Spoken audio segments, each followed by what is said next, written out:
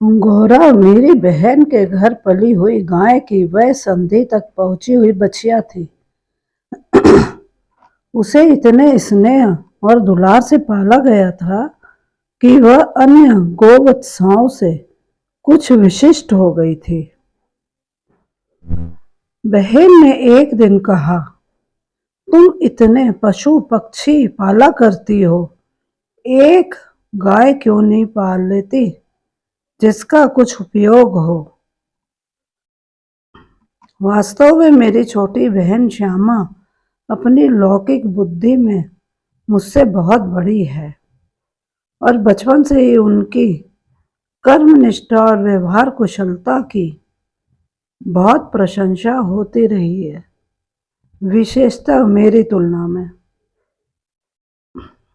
यदि वह आत्मविश्वास के साथ कुछ कहती हैं तो उनका विचार संक्रामक रोग के समान सुनने वाले को तत्काल प्रभावित करता है।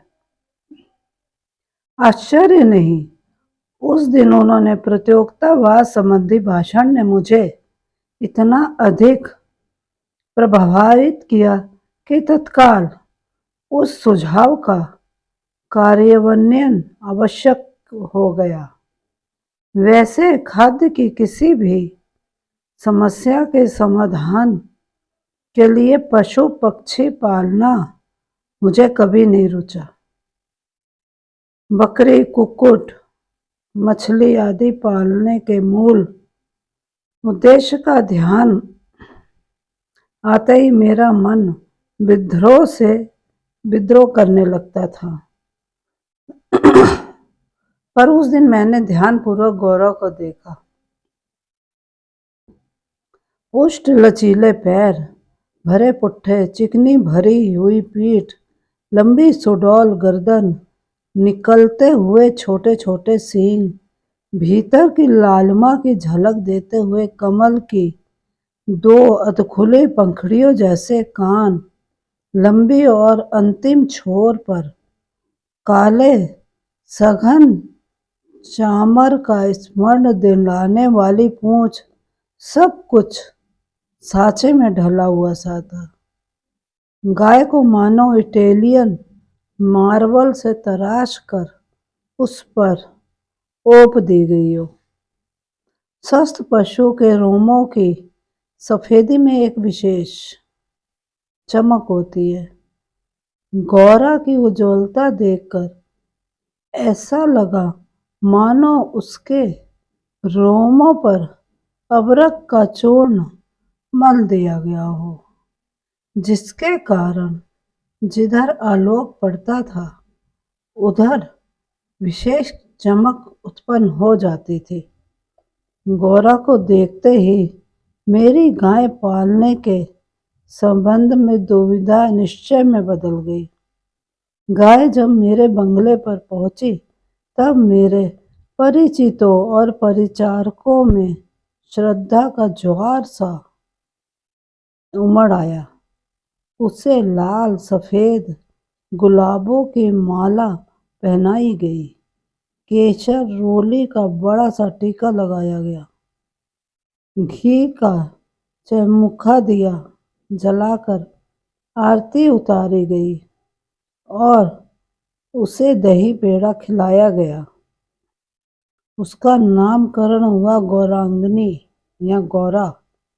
पता नहीं इस पूजा अर्चना का उस पर क्या प्रभाव पड़ा, परंतु वह बहुत प्रसन्न जान पड़े। उसकी बड़ी चमकीली और काली आंखों में जब आरती के दिए की लौ प्रतिफलित होकर झिलमिलाने लगी तब कई दियों का भ्रम होने लगा। जान पड़ा जैसे रात में काली दिखने वाली लहर पर किसी ने कई दिए प्रवाहित कर दिए। गौरा वास्तव में बहुत प्रिय दर्शन थी, विशेषतः उसकी काली बिल्लौरी आंखों का तरल सौंदर्य तो दृष्टि को बांध कर स्थिर कर देता था। चौड़े उज्ज्वल माथे और लंबे तथा सांचे में ढले हुए से मुख पर आंखें बर्फ में नीचे जल के कुंडों के समान लगती थी। उनमें एक अनोखा विश्वास का भाव रहता था। गाय के नेत्रों में हिरण के नेत्रों जैसा चकित विस्मय न होकर एक आत्मीय विश्वास ही रहता है। उस पशु को मनुष्य से यातना ही नहीं निर्मल मृत्यु तक प्राप्त होती है, परंतु उसकी आंखों के विश्वास का स्थान न विस्मय ले पाता है न आतंक। महात्मा गांधी ने गाय करुणा की कविता है क्यों कहा, यह उसकी आंखें देखकर ही समझ में आ सकता है।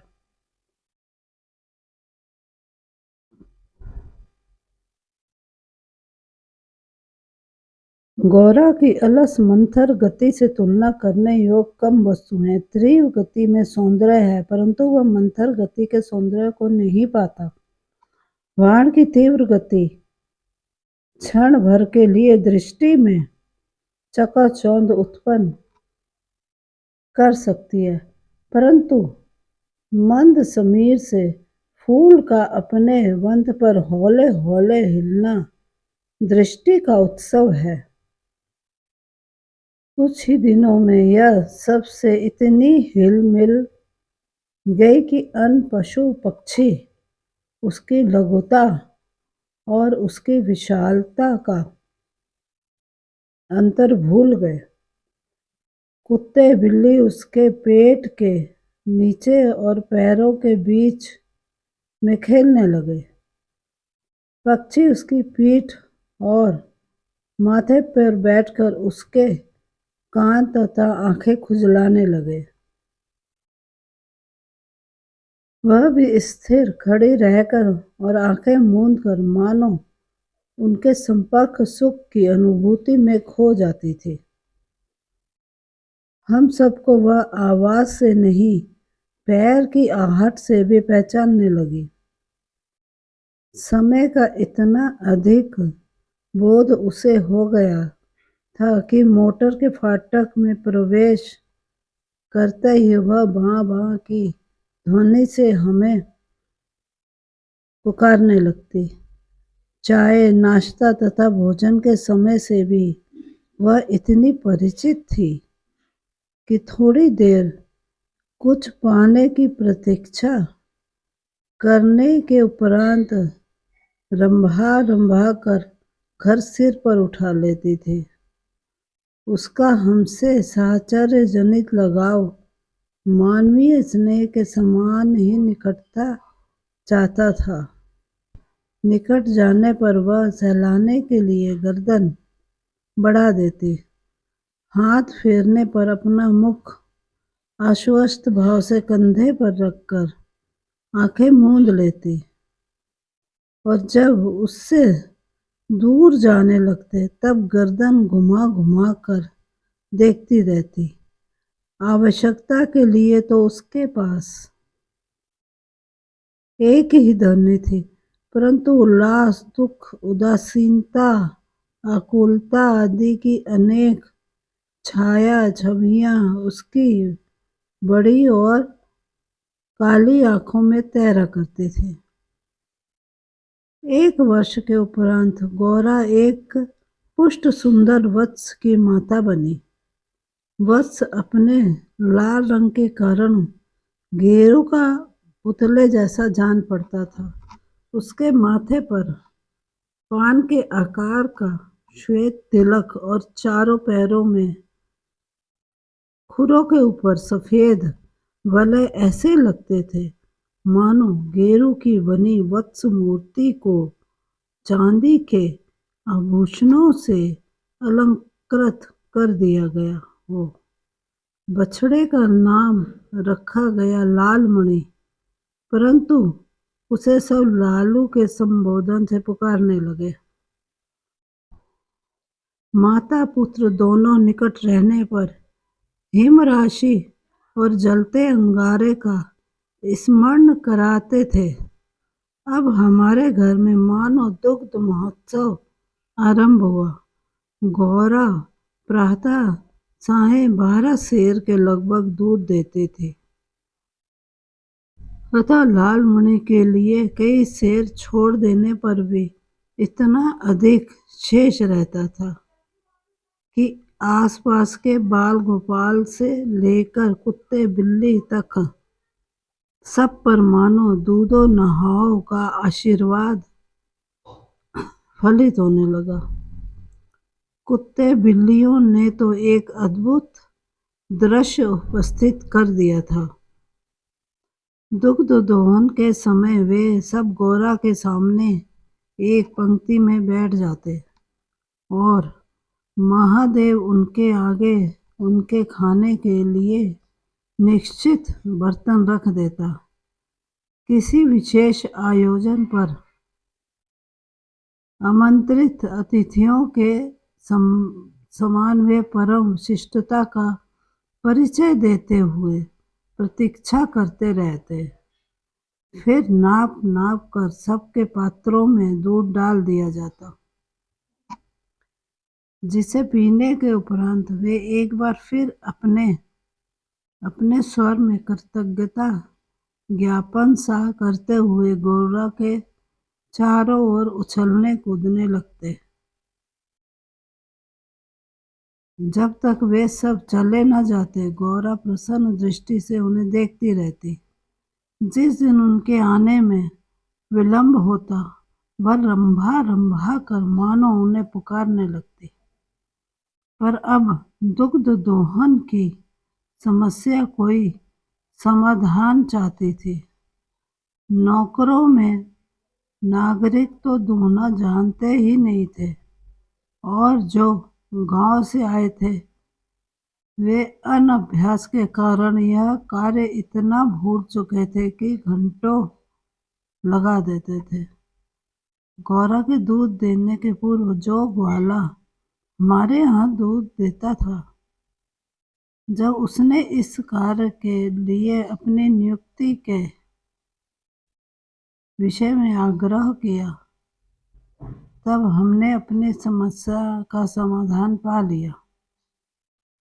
2-3 मास के उपरांत गौरा ने दाना चारा खाना बहुत कम कर दिया और वह उत्तरोत्तर दुर्बल और शिथिल रहने लगी। चिंतित होकर मैंने पशु चिकित्सकों को बुलाकर दिखाया। वे कई दिनों तक अनेक प्रकार के निरीक्षण, एक्सरे आदि द्वारा रोग निदान का खोजते रहे। अंत में उन्होंने निर्णय दिया कि गाय को सुई खिला दी गई है, जो उसके रक्त संचार के साथ हृदय तक पहुंच गई है। अब सुई गाय के हृदय के पार हो जाएगी, तब रक्त संचार रुकने से उसकी मृत्यु निश्चित है।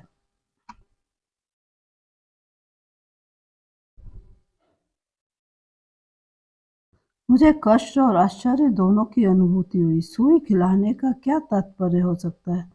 दाना चारा तो हम स्वयं देखभाल कर देते हैं, परंतु संभव है उसी में सुई चली गई होगी। पर डॉक्टर के उत्तर से ज्ञात हुआ कि दाने चारे के साथ गई सुई गाय के मुख में ही छिपकर रह जाती है। गुड़ की बड़ी डली के भीतर रखी सुई ही गले के नीचे उतर जाती है और अंततः रक्त संचार में मिलकर हृदय में पहुंच सकती है। अंत में एक ऐसा निर्मम सत्य उद्घाटित हुआ जिसकी कल्पना भी मेरे लिए संभव नहीं थी। प्राय कुछ ग्वाले ऐसे घरों में जहां उनसे अधिक दूध लिया जाता है, गाय का आना सह नहीं पाते। अवसर मिलते ही वे गुड़ में लपेट कर सुई उसे खिलाकर उसकी असमय मृत्यु निश्चित कर देते हैं। गाय के मर जाने पर उन घरों में वे पुनः दूध देने लगते हैं। सुई की बात ज्ञात होते ही ग्वाला एक प्रकार के अंतर्धान हो गया, अतः संदेह का विश्वास में बदल जाना स्वाभाविक था। वैसे उसकी उस उपस्थिति में भी किसी कानूनी कार्रवाई के लिए आवश्यक प्रमाण जुटाना असंभव था। तब गौरा का मृत्यु से संघर्ष आरंभ हुआ, जिसकी स्मृति मात्र से आज भी मन सिहर उठता है। डॉक्टरों ने कहा, गाय को सेब का रस पिलाया जावे तो सुई पर कैल्शियम जम जाने और उसके ना चुभने की संभावना है।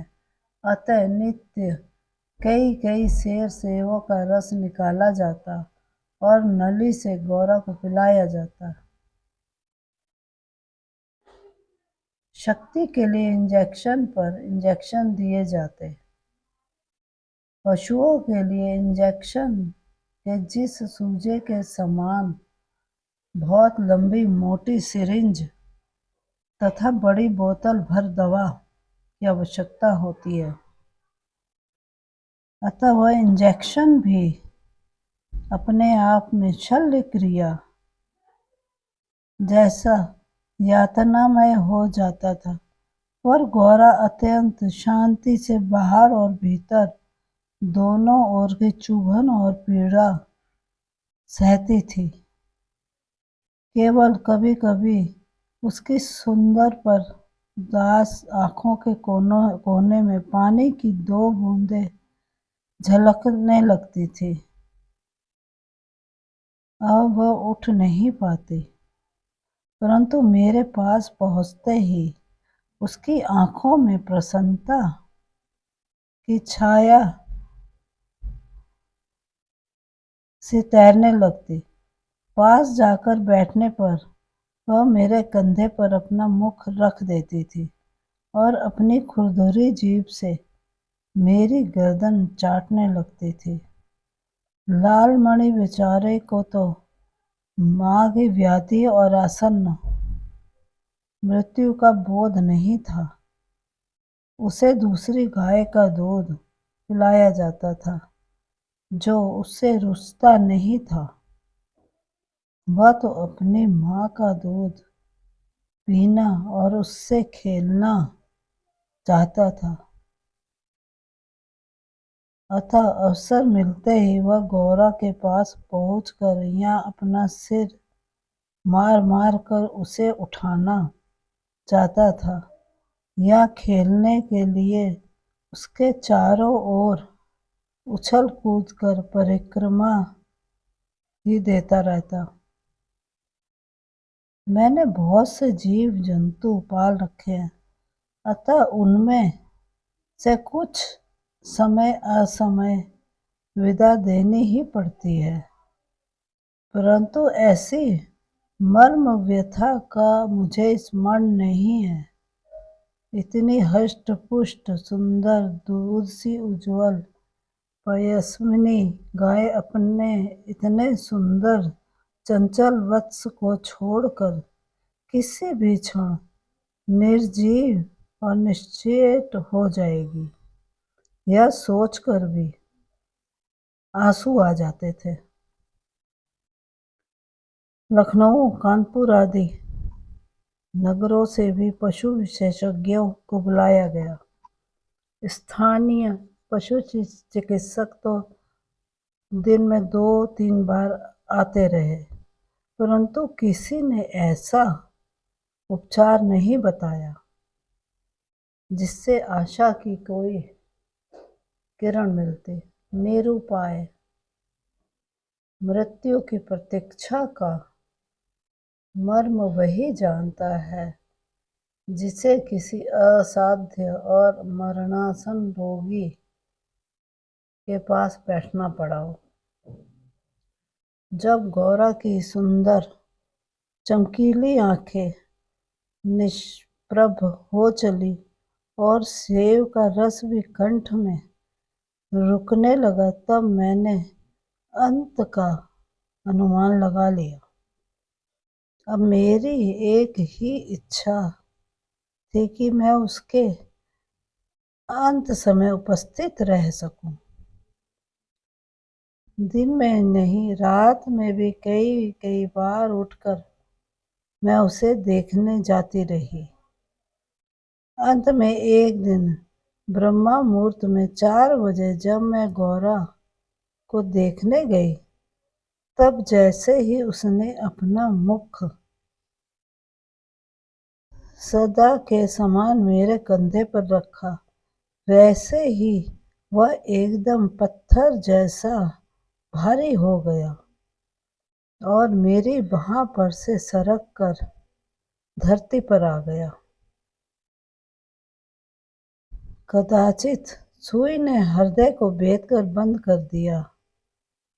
अपने पालित जीव जंतुओं के पार्थिव अवशेष मैं गंगा को समर्पित करती रही हूँ। गौरांगनी को ले जाते समय मानो करुणा का समुद्र उमड़ आया, परंतु लीलामणि इससे भी खेल समझ उछलना कूदना रहा।